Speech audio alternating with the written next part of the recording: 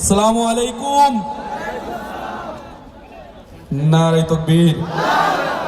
সুন্দরবন এলাকার মানুষের তাকবীর এমনই হয় না, এখান থেকে তাকবীর দেবো দিল্লি যেন কাঁপে যায়। নারে তাকবীর, নারে তাকবীর। খুব বেদনা নিয়ে বলছি, দুটো কথা বলবো, দুটো কথা। আজকের এই মালঞ্চ ঐতিহাসিক সমাবেশের জন্য বিভিন্ন প্রশাসনের ব্যক্তির কাছে আমরা দৌড়ে গিয়েছিলাম। আমরা দাবি করেছিলাম আমাদের কিছু জলের ব্যবস্থা করতে হবে, কিন্তু প্রশাসনের কোনো মানুষ জলের ব্যবস্থা করেনি। এটা আমাদের মিনাখার প্রশাসনের দায়িত্ব যারা আছে তাদেরকে আমরা ধিক্কার জানাচ্ছি। ধিক্কার, ধিক্কার, ধিক্কার। আমরা বারবার বলেছিলাম হাজার হাজার মানুষ, লক্ষ লক্ষ মানুষ জমা হয়ে সেখানে আমাদের জলের ব্যবস্থা করতে হবে।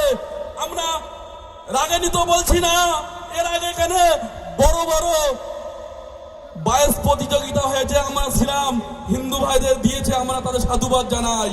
আরো দেখ, আরো বেশি দেখ।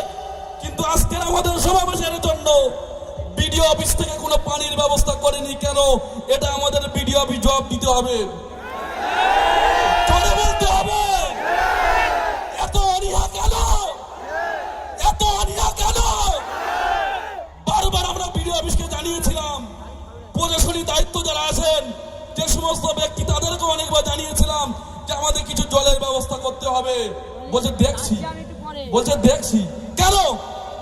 পুজোর সময় যখন হয় আমরা মানা করেছি 4 গাড়ি 5 গাড়ি করে জলের ব্যবস্থা করে, আরো বেশি করুক। হিন্দু ভাইদের থেকে আমরা আরো চাই 5 গাড়ি কেন 20 গাড়ি পানি দেয় পুজোর সময়। কিন্তু আমাদের সমাবেশে দেবে না কেন? আমাদের সমাবেশে দেবে না কেন? দায়িত্ব যারা আছেন, মিনাখায় দায়িত্ব যারা আছেন, আমি সকলকে অনুরোধ করছি আপনারা আমাকে গ্রেপ্তার করতে পারেন। আমি গ্রেপ্তারে পরোয়া করি না, করি না, করি না। আমি ভয় করি না, আমরা দালালি করি না। কিসের দালালি?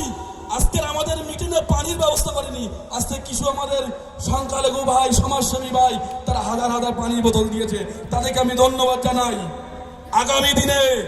আগামী দিনে বামনপুকুরের সমাবেশের ডেটটা নিয়ে দেবো, যাবেন তো? হাত তুলে বলেন। এর থেকে বেশি লোক দিতে হবে, এর থেকে বেশি লোক দিতে হবে। ওই দিনে মহিলা নিয়ে যাবো, মহিলা বাড়ির মা বোনদেরকে নিয়ে। পারবো তো? পার্টির মিছিলে গেলে মা বোনদের অসুবিধা আছে না? অসুবিধা নেই। আর আমাদের মিছিলে গেলে অসুবিধে। ইসলাম শিখাচ্ছে আমাদেরকে, ইসলাম আমরা জানি, ইসলাম নিয়ে পড়াশোনা করেছি, ইসলাম নিয়ে গবেষণা করেছি। আগামী দিনে বামনপুরে সমাবেশ করবো, পারমিশন আমরা কিভাবে নিয়ে নেবো? মিনাখা থানার প্রশাসন, মিনাখা থানার আমাদের যিনি পল্লব ওসি, আমি ধন্যবাদ জানাই। উনি আমাদের সহযোগিতা করেছেন, সর্বসময় সহযোগিতা করেছেন। চাই আগামী দিনে আমরা বামনপুকুর কলেজে আমাদের সমাবেশ, চৈতলে সমাবেশ আগামী 26শে এপ্রিল বাড়ি থেকে থাকবো না। তৈরি আছেন তো? তৈরি আছেন তো? খেলা হবে তো? খেলা হবে তো? 26শে এপ্রিল খেলা হবে, খেলা হবে। এখন আমাদের সম্মুখে